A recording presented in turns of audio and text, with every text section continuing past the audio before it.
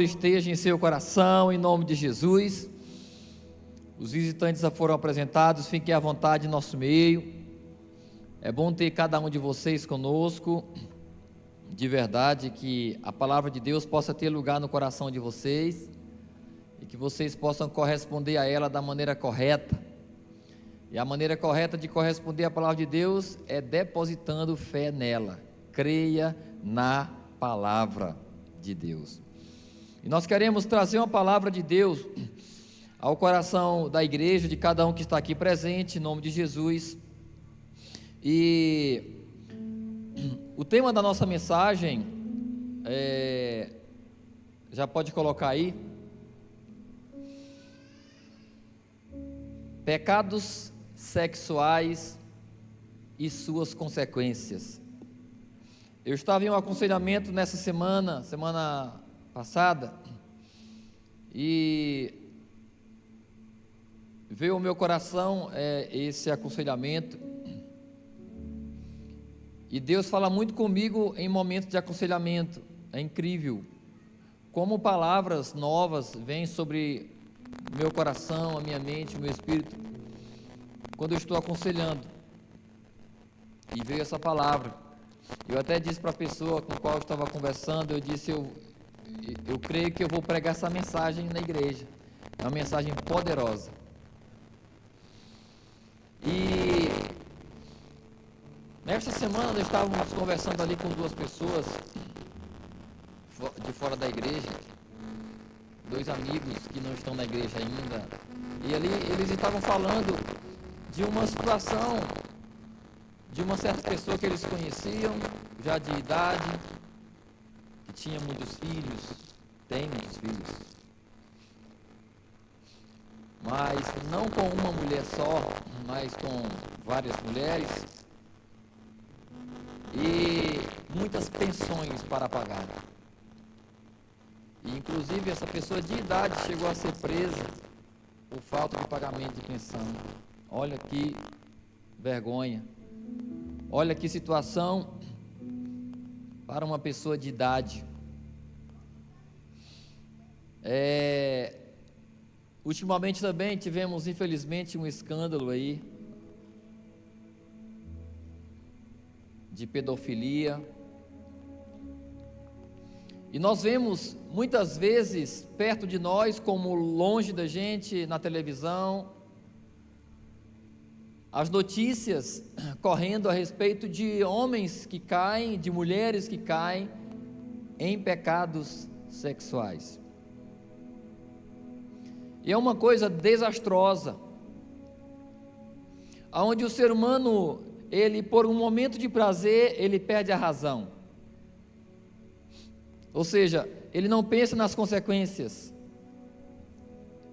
Porque tudo que formos fazer, nós temos que pensar no que vai acontecer depois, decorrente do que fizemos. Sim ou não? Toda ação tem uma reação. Toda ação tem uma reação. E uma das maiores tentativas e uma das maiores vontades do diabo é roubar a nossa razão para que não vejamos a consequência do que fazemos. E pecados sexuais têm destruído a vida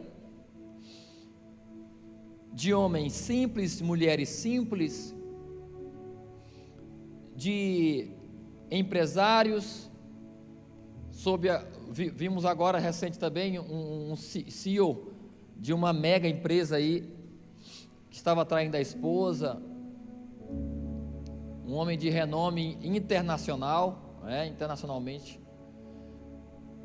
Pecados sexuais derrubam líderes, derrubam políticos, derrubam pastores, pastoras, pessoas que têm uma trajetória, pessoas que têm uma vida edificada na retidão, entre aspas, mas que tem uma vida dupla, e pessoas que não se controlam e acabam se entregando por um momento de prazer, trocam coisas preciosas da sua vida. e a semente fica, e quando você planta, você colhe. A lei da semeadura é infalível. Não se engane, de Deus não se zomba, pois aquilo que o homem semear, ele ceifará.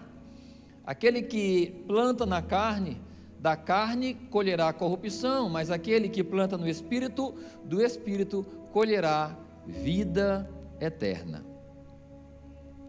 Não pendam para a carne, pendam para o Espírito, porque aquele que pende para a carne, pende para a morte, mas aquele que pende para o Espírito, pende para a vida. Nós não somos animais irracionais. Coloca isso no teu coração, relembra isso, se você já sabe, reforça isso dentro de você. Nós não somos animais irracionais que agimos por instinto,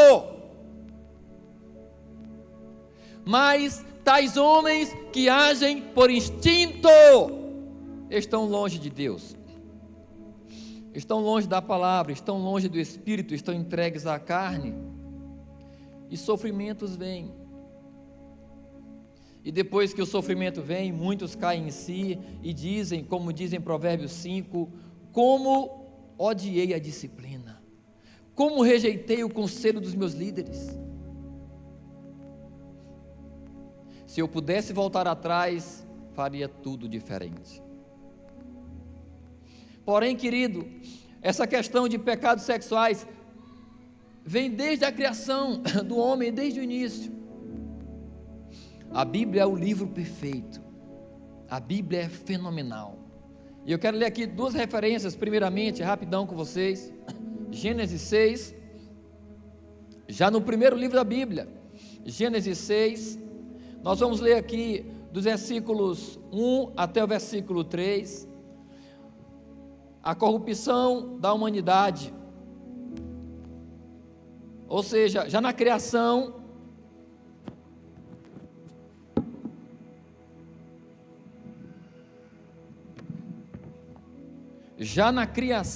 do homem, já no início de tudo, pecados sexuais já atingiam o homem, e isso abateu o coração de Deus com tristeza. E o texto aqui ele vai dizer: quando os homens começaram a multiplicar-se na terra, e lhes nasceram filhas, homens, filhas, ou seja, homens, mulheres, né? Os filhos de Deus viram que as filhas dos homens eram bonitas, e escolheram para si aquelas que lhes agradaram. Eles foram atraídos pelos olhos, pela cobiça dos olhos. Então Deus disse: por causa da perversidade do homem, meu espírito não contenderá com ele para sempre, ele só viverá 120 anos. Nós vemos aqui uma das primeiras menções sobre o pecado sexual e a sua consequência, que é a redução da vida. O tempo de vida, ele foi reduzido da humanidade. Aqui nós já percebemos que Deus, ele olhou algo errado no homem, por causa do pecado. Existem vários pecados, o salário do pecado é a morte, existem vários pecados, mas hoje estamos falando de pecados sexuais. Livre-se do pecado sexual, livre-se, seja santo, seja equilibrado, tenha domínio próprio. Então nós já vemos aqui algo muito triste desde o início da humanidade, ainda em Gênesis, no capítulo 19, vá um pouco mais adiante, nós vemos algo, porém algo mais grave, algo estarrecedor, ou seja, nós vemos o momento onde homens, não são mulheres, são homens das cidades de Sodoma e Gomorra têm uma atitude deplorável, uma atitude detestável, uma atitude que não é para ser seguida por ninguém. Então, o capítulo 19, nós vamos ler a partir do versículo 1 aí, do versículo 1 ao 5. O texto vai dizer: os dois anjos, os dois anjos chegaram a Sodoma ao anoitecer, e Ló estava sentado à porta da cidade. Quando os avistou, levantou-se e foi recebê-los. Prostrou-se com o rosto em terra e disse: meus senhores, por favor, acompanhe-me à casa do seu servo. Lá poderão lavar os pés, passar a noite e pela manhã seguir caminho. Não, passaremos a noite na praça, responderam eles. Mas ele insistiu tanto com eles, que finalmente o acompanharam e entraram em sua casa. Ló mandou preparar-lhes uma refeição e assar pão sem fermento, e eles comeram. Ainda não tinham ido deitar-se, quando todos os homens de toda parte da cidade de Sodoma, dos mais jovens aos mais velhos, cercaram a casa. Passa. Chamaram Ló e lhe disseram: onde estão os homens que vieram à sua casa esta noite? Traga-os até nós, aqui fora. Para quê? Para que tenhamos relações sexuais com eles. Gente, que loucura. Volta no versículo 4. Ainda não tinham ido deitar-se, quando todos os homens de toda parte da cidade de Sodoma, dos mais jovens aos mais velhos, cercaram a casa. Por que isso? Anjo é perfeito. Dois anjos deviam ser perfeitos, dois homens muito bonitos. E aqueles homens de Sodoma e Gomorra, eles foram chamados a atenção pela beleza daqueles homens. E eles foram atrás deles. E o negócio estava tão feio que eles queriam forçar. Continua versículo 5, versículo 6. Ló saiu da casa, fechou a porta atrás de si e lhes disse: por favor, meus irmãos, não façam esse mal. Olhem, tenho duas filhas que ainda são virgens. Jó até cometeu uma loucura, né? Mas não é esse o detalhe aqui. Vou trazê-las para que vocês façam com elas o que for bom aos seus olhos, mas não façam nada a estes homens, porque se acham debaixo da proteção do meu teto. Saiam da frente. Eles disseram: saia da frente. Nós não queremos mulher, nós queremos homem. Eram homens que estavam na frente da porta de Jó. E Jó percebeu que ali eram dois anjos. Ló percebeu que ali eram dois anjos. E por isso até ele cometeu essa loucura. Ele ofereceu as filhas para que eles não molestassem os anjos, mas ele não sabia que, mesmo que quisessem, não poderiam fazer, como a gente vai ver. Não poderiam fazer nada. Mas ele fala: olha, tem as minhas filhas. Mas, repetindo, sai da frente, replicaram e acrescentaram: este homem chegou aqui como estrangeiro e agora quer ser o juiz? Faremos a você pior do que a eles. Então empurraram Ló com violência e avançaram para arrombar a porta. Meu Deus, que loucura! Meu querido homem, minha querida mulher, não nos deixemos dominar pelos desejos desenfreados. Esses homens estavam dominados por desejos sexuais. Eles estavam cometendo uma loucura, mas olha o que aconteceu. Nisso, os dois homens estenderam os braços para fora, puxaram Ló para dentro da casa e fecharam a porta. Depois, feriram de cegueira os homens que estavam à porta da casa. Eram dois anjos, dois seres espirituais que tinham poderes espirituais. Depois, feriram de cegueira os homens que estavam à porta da casa, dos mais jovens aos mais idosos. Tinha até velho.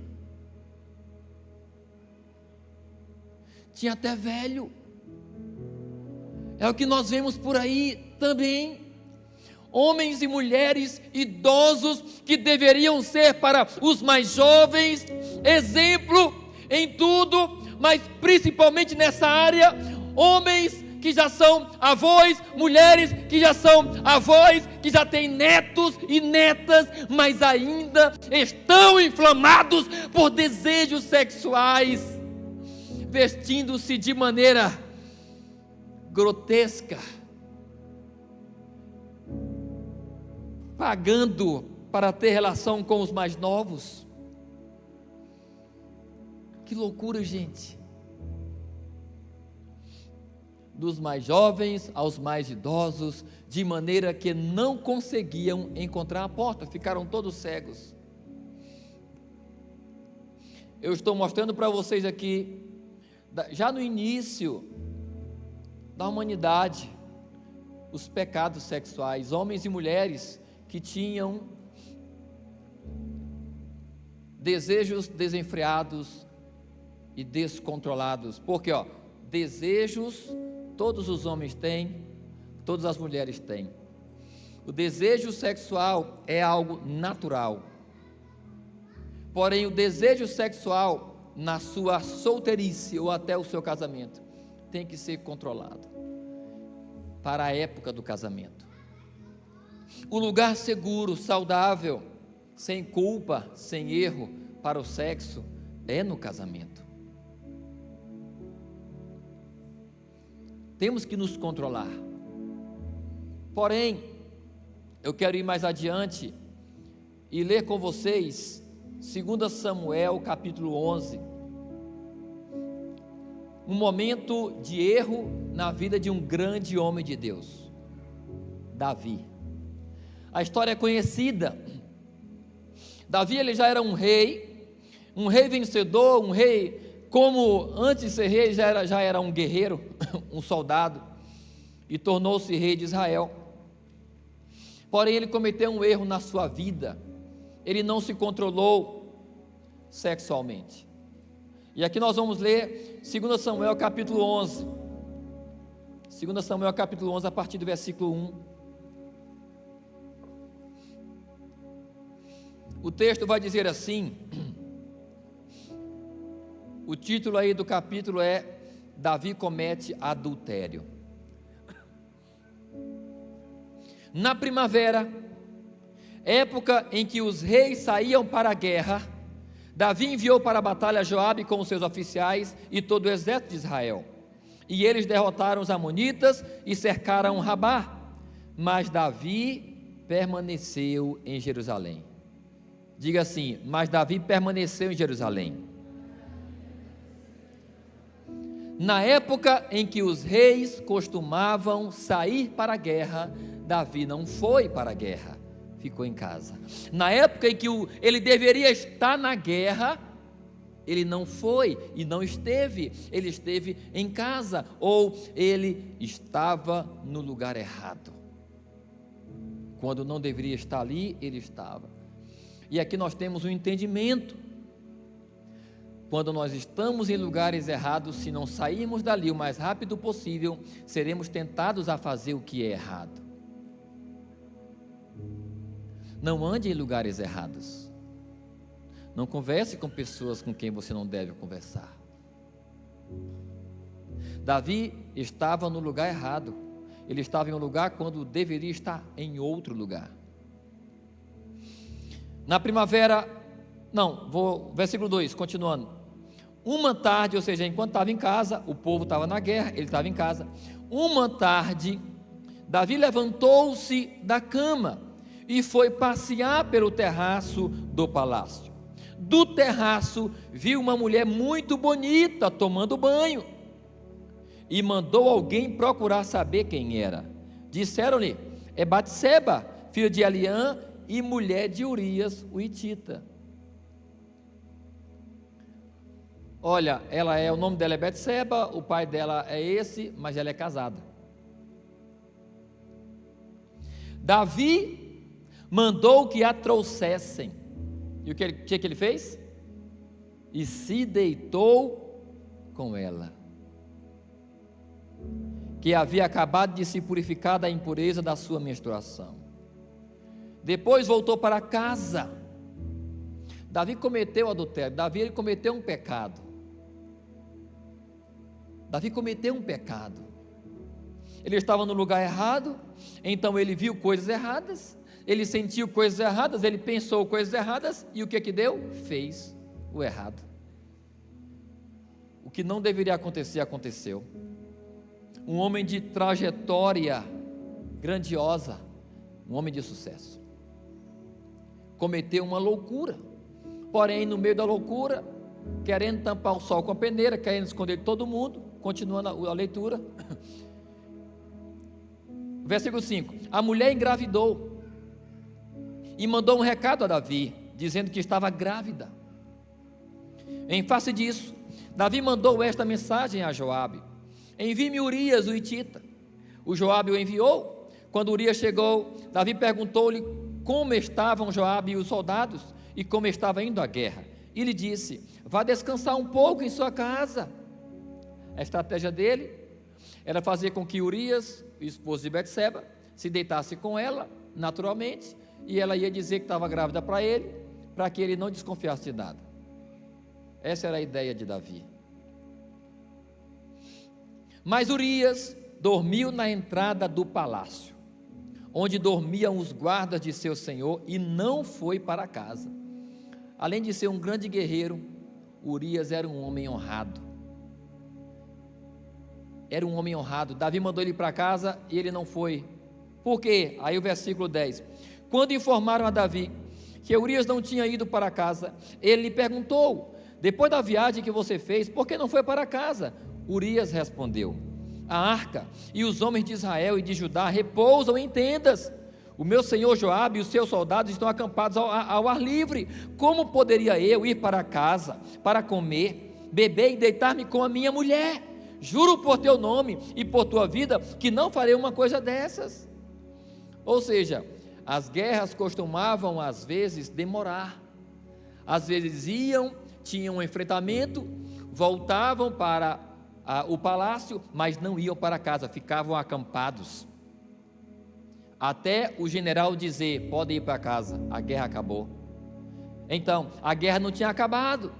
Os soldados voltaram, mas não foram para casa. Ficaram no terraço, ficaram no pátio do palácio, acampados em tendas. E Davi e Urias também ficou. Ele disse: não posso não, a guerra não terminou não, meu senhor. Eu não posso deixar os meus amigos e os meus generais sozinhos, eu vou ficar com eles. Não vou para casa não, me perdoe. Versículo 12. Então Davi lhe disse: fique aqui mais um dia, amanhã eu mandarei de volta. Urias ficou em Jerusalém, mas no dia seguinte Davi o convidou para comer e beber e o embriagou. Gente, pecados sexuais levam homens e mulheres a cometer loucuras. Davi estava louco aqui. Ele queria, porque queria esconder o pecado dele, inventando uma coisa, inventando outra. Embriagou o homem para mandar ele ir para casa. Então Davi lhe disse: fique aqui mais um dia, amanhã eu mandarei de volta. Urias ficou em Jerusalém, mas no dia seguinte Davi o convidou para comer e beber e o embriagou. À tarde, porém, Urias saiu para dormir em sua esteira, onde os guardas de seu senhor dormiam, e não foi para casa. Era homem de verdade, né? De manhã, Davi enviou uma carta a Joabe por meio de Urias. Davi, vendo que não tinha conseguido fazer com que ele voltasse para casa, para esconder o pecado, o que ele decide? De manhã, Davi enviou uma carta a Joabe por meio de Urias. Nela escreveu: Joabe era o general, era o chefe de Urias. Nela escreveu: ponha Urias na linha de frente e deixe-o onde o combate está mais violento, para que seja ferido e morra. Olha a loucura de Davi. Como Joabe tinha cercado a cidade, colocou Urias no lugar onde sabia que os inimigos eram mais fortes. Quando os homens da cidade saíram e lutaram contra Joabe, alguns dos oficiais de guarda de Davi morreram, e morreu também Urias. Joabe enviou a Davi um relatório completo da batalha, dando a seguinte instrução ao mensageiro. Ao acabar de apresentar ao rei este relatório, pode ser que o rei fique muito indignado e lhe pergunte: por que vocês se aproximaram tanto da cidade para combater? Não sabiam que eles atirariam flechas da muralha? Em Tebes, quem matou Abimeleque, filho de Jerubezete, não foi uma mulher que da muralha atirou-lhe uma pedra de moinho e ele morreu? Por que vocês se aproximaram tanto da muralha? Se ele perguntar isso, diga-lhe, e morreu também o teu servo Urias, o hitita. O mensageiro partiu, e ao chegar, contou a Davi tudo o que Joabe que ele havia mandado falar, dizendo, continuou e disse que ele morreu. Versículo 25, Davi mandou o mensageiro dizer a Joabe: não fique preocupado com isso, pois a espada não escolhe a quem devorar. Davi estava louco, gente. Ele que mandou matar, literalmente. Ele planejou o assassinato de Urias. Versículo 26. Quando a mulher de Urias soube que o seu marido havia morrido, chorou por ele. 27. Passado o luto, Davi mandou que a trouxessem para o palácio.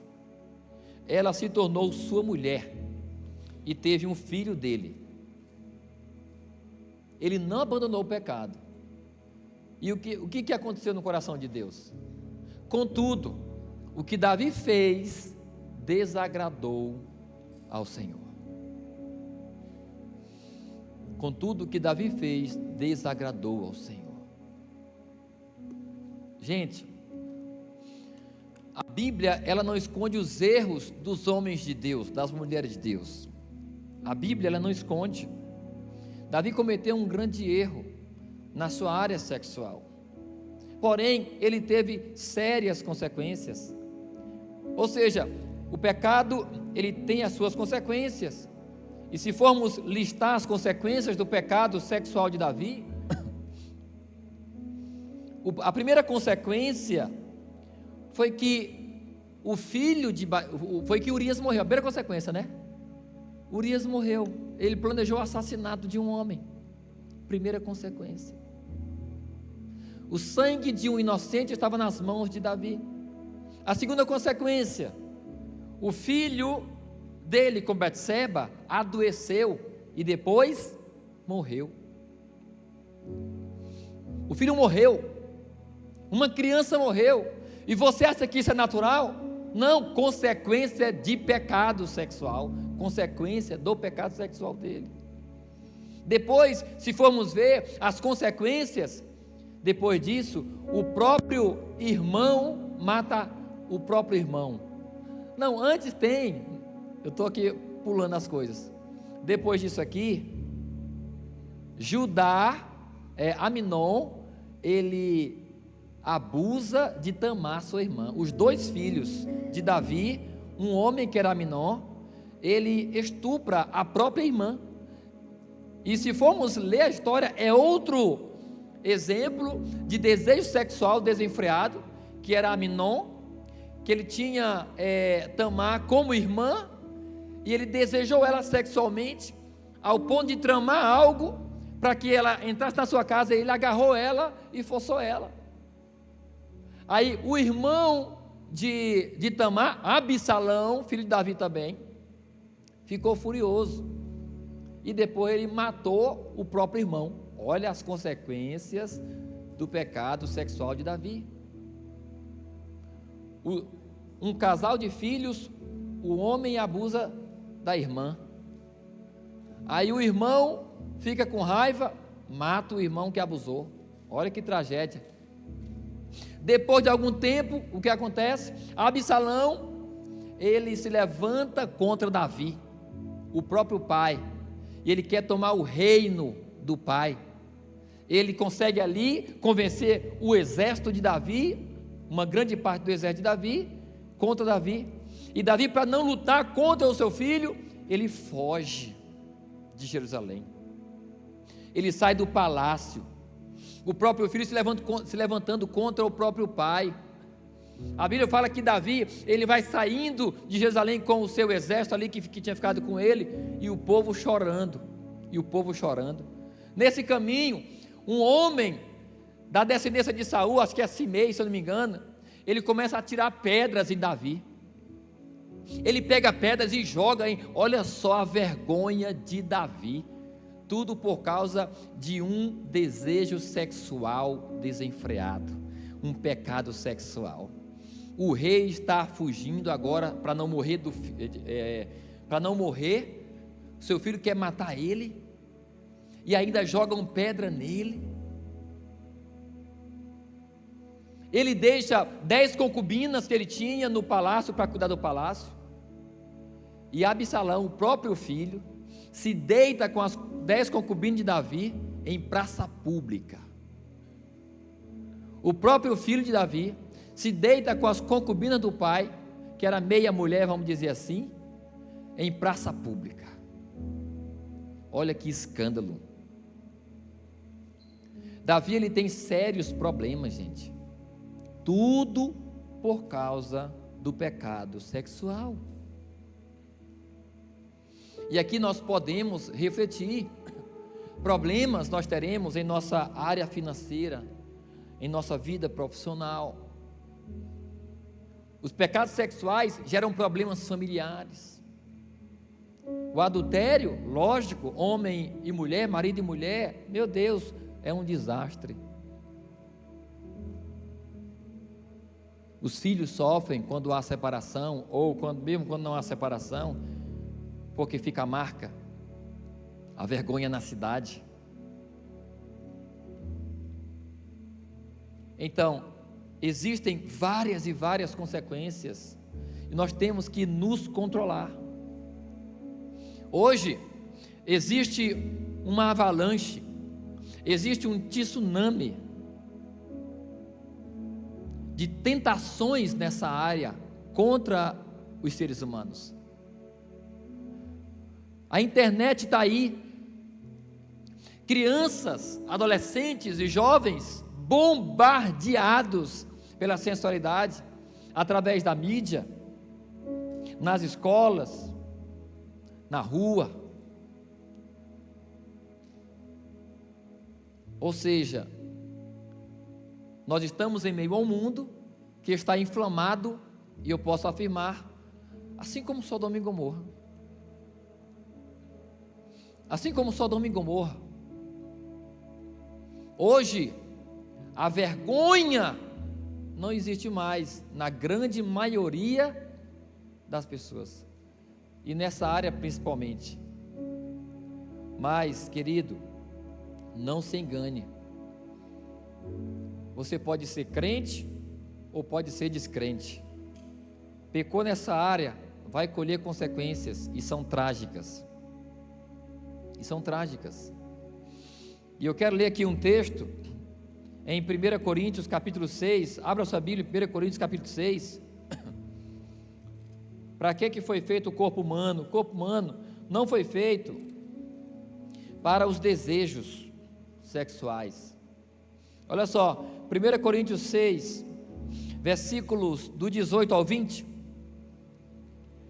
1 Coríntios 6, do 18 ao 20, o texto vai dizer assim, projeta no telão, já está, amém? Fujam de quê? Toda a igreja de quê? Imoralidade sexual.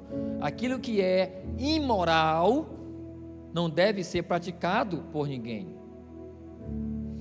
O que é imoral não deve ser praticado. E sexualmente eu tenho que ter moral, eu tenho que andar na linha, na retidão. A moral do sexo é no casamento. Fora dele, de qualquer forma, é pecado. Fujam da imoralidade sexual. Todos os outros pecados que alguém comete, fora do corpo os comete. Mas quem peca sexualmente, peca contra o seu próprio corpo. Acaso não sabem que o corpo de vocês é santuário do Espírito Santo que habita em vocês, que lhes foi dado por Deus e que vocês não são de si mesmos? Vocês foram comprados por alto preço. Portanto, glorifiquem a Deus com o seu próprio corpo. O corpo do ser humano não foi feito para a imoralidade sexual. Se você é adolescente, já entende essa mensagem, já teve experiências sexuais, se arrependa e nunca mais pratique. Se você é jovem, já numa idade maior, se você tem relacionamentos e se você pratica o sexo sem casar, se arrependa, nunca mais pratique. Se guarde para o seu marido, se guarde para a sua esposa. Se você é casado, pratique sexo com a sua esposa, homem. Pratique sexo com o seu marido, mulher. Hoje parece até loucura alguém dizer assim: você não pode ter relação sexual, você solteiro. Parece até loucura, né? Parece até uma coisa assim de outro mundo, de outro planeta. Mas que isso seja lá no mundo. Na igreja não. Na igreja não. Quem quiser se sujar, que se suje. Nós, porém, nos santificaremos a cada dia e colheremos os resultados. E colheremos os resultados. Eu vou ler o último texto para nós aqui. Eu gosto demais desse texto. Provérbios, capítulo 5. Abra aí rapidão para a gente terminar. Provérbios, capítulo 5. Mas claro que esse capítulo aqui, que essa leitura aqui, meu irmão, só o sol do meio-dia mesmo. Provérbios, capítulo 5. Advertência contra o adultério. Ok? Aí, ó. Nós vamos ler a partir do versículo. A partir do versículo 10. Versículo 10. Dá para dar vontade de ler o capítulo todo. Versículo 7 em diante. Aqui está falando advertência contra o adultério. Versículo 7. Agora então, meu filho, ouça-me. Não se desvie das minhas palavras. Fique longe dessa mulher, a mulher imoral, né? Só que a questão da mulher imoral é mulher imoral e homem imoral. Quando a gente lê assim, fique longe da mulher imoral, entenda, você mulher, fique longe do homem imoral também. Beleza? Amém? Amém, igreja?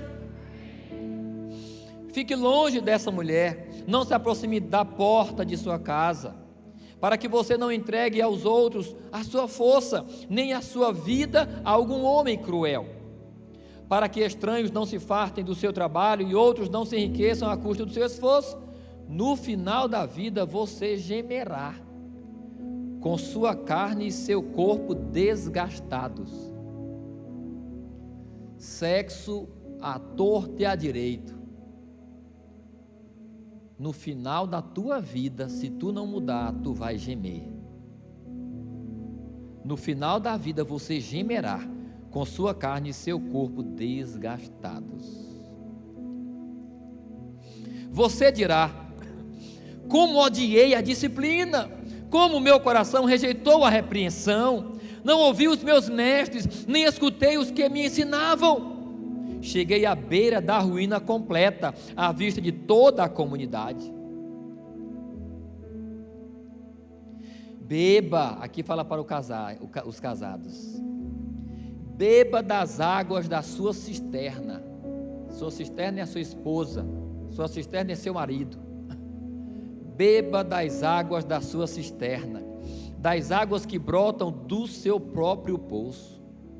Por que deixar que as suas fontes transbordem pelas ruas e os seus ribeiros pelas praças? Que elas sejam exclusivamente suas, nunca repartidas com estranhos. Eu vou só abrir um parêntese e falar aqui para os casados. Por que deixar que as suas fontes transbordem pelas ruas? Por que deixar, mulher, o teu marido sair ardente de desejo sexual depois de uma semana que você está punindo ele? E o que dizer de 15 dias?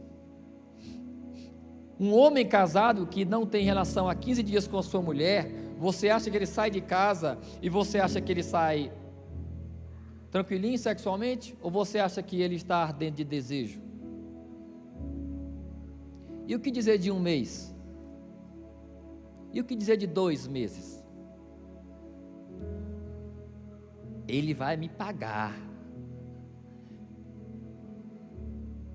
Olha só. Por que deixar as suas fontes? Por que deixar que as suas fontes transbordem pelas ruas? Não deixe que o seu marido, não deixe que sua esposa esteja sedenta, nem faminta. Tudo tem que ter moderação? Tem.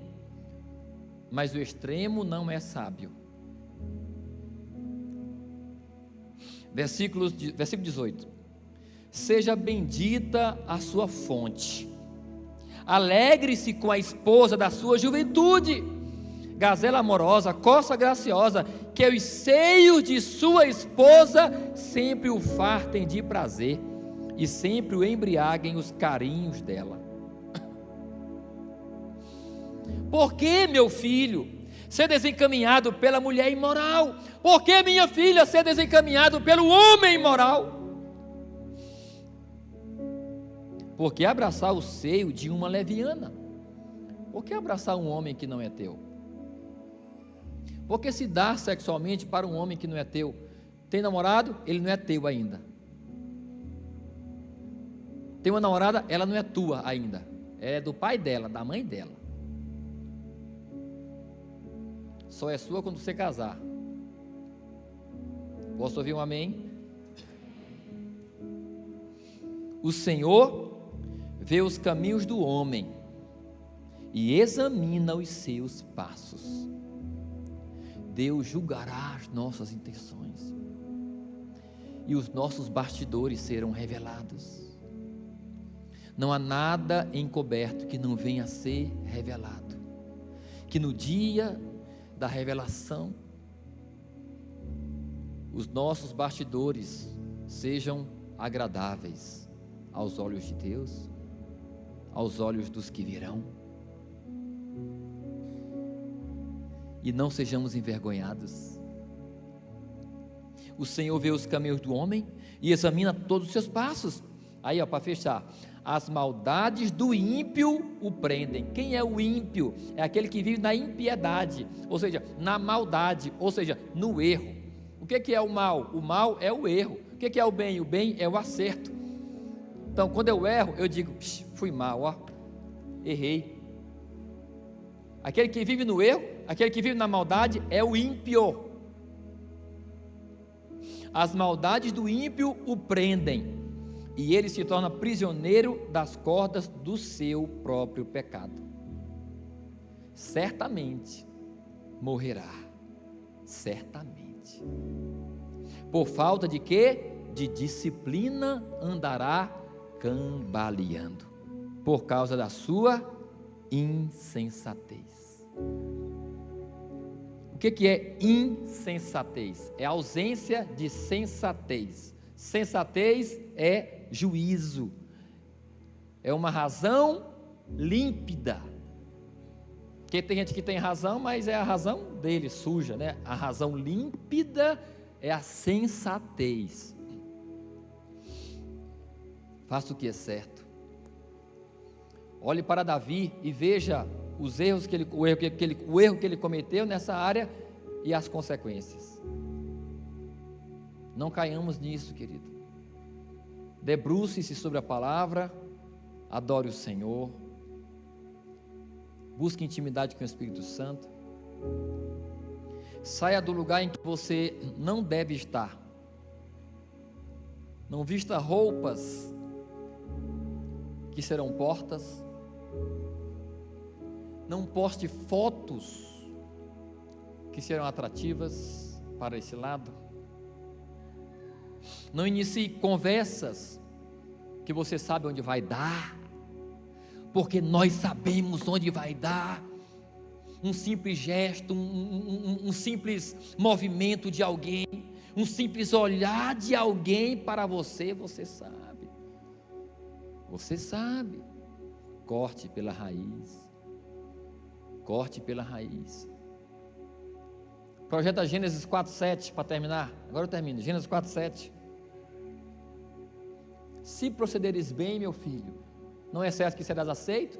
Se você fizer o bem, não se levantará? Se, porém, não o fizer, saiba que o pecado o espreita à porta. Ele deseja governá-lo, mas você deve dominá-lo. Se você fizer o bem, não se levantará? Ou seja, se você fizer o bem, não será aceito. Então, proceda da maneira correta. Procedeu da maneira errada, o pecado vai, bater na porta. O teu desejo será contra ti, mas a ti cumpre dominá-lo. Porém, assim, eu não quero viver lutando contra desejos. É perigoso, eu posso perder a batalha. Eu prefiro ficar longe. Fuja da tentação. Deus não nos manda enfrentar a tentação. Deus nos manda fugir dela. Fugir dela. Então, pecados sexuais e suas consequências. Pense nisso, reflita nisso, igreja do Senhor e todos que estão aqui. Mantenha-se longe do sexo fora do casamento, da pornografia, da masturbação e de todo pecado nessa área. Fique longe, em nome de Jesus. Amém? Aplauda o Senhor. Aleluia. Se coloque de pé em nome de Jesus.